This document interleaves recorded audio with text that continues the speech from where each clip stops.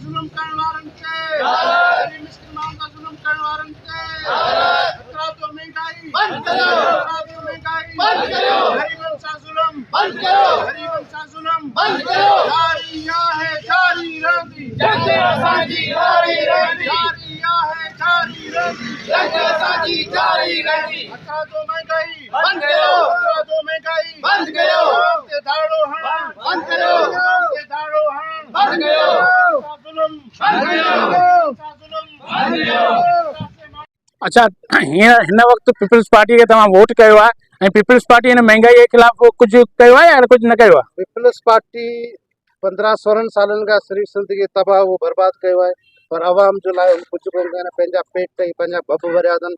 हिते तेल गैस कोयलो उन्हनि ते धारियुनि जी लोध जेकी आहे उहा रोज़गार ते लॻल आहे। असांजा माण्हू बेरोज़गार ते मुश्तमिल आहिनि। हिननि 16 सालनि में असांजी न्याणियुनि जी तज़ीर करे असांजी क़ौम खे पिनण ते हिरायो आहे।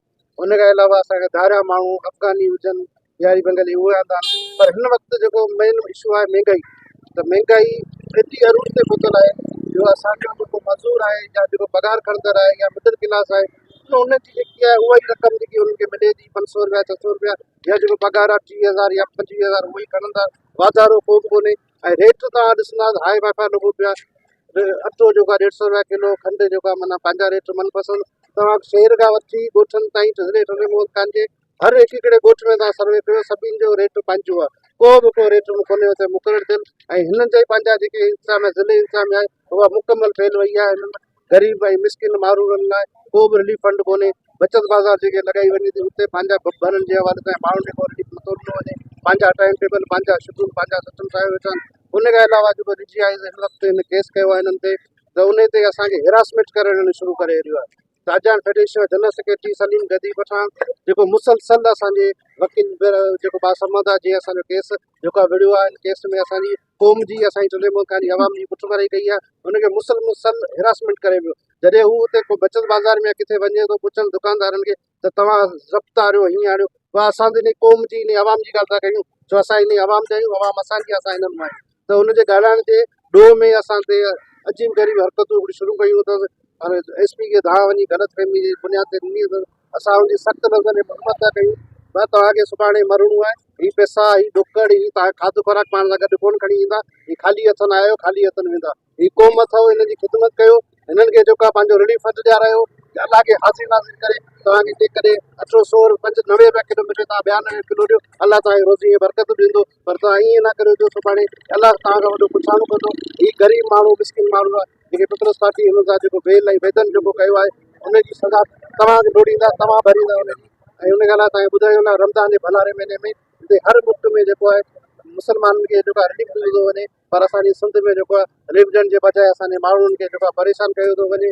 ऐं उन खां अलावा तव्हांखे ॿुधायां हिन भलारे महीने जी जेकी माना रिज़ल्ट जी आहे त गैस जेको आहे घर में मौजूदु कोन्हे।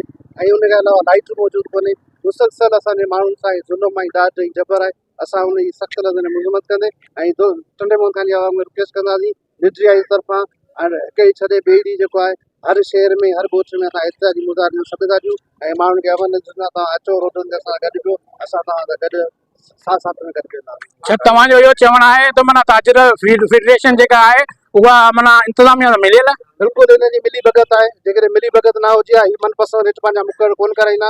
ऐं जेको अलाह खे हाज़िर नाज़िर खे रेट मुक़ररु कंदो आहे, पर हीअ मनपसंद रेट पंहिंजा मुक़ररु करे पंहिंजा भपिया भरी ऐं हिन सां मिली भगत करे ऐं सम्झां ज़िले इंतिज़ामिया बि इन करे हिन ताजर फेडरेशन चवण जे करे ई जेका को नोटिस वठण लाइ तयारु कोन्हे, जंहिंजे करे पघार वंदे सलीम गदी एक्शन खयो आहे।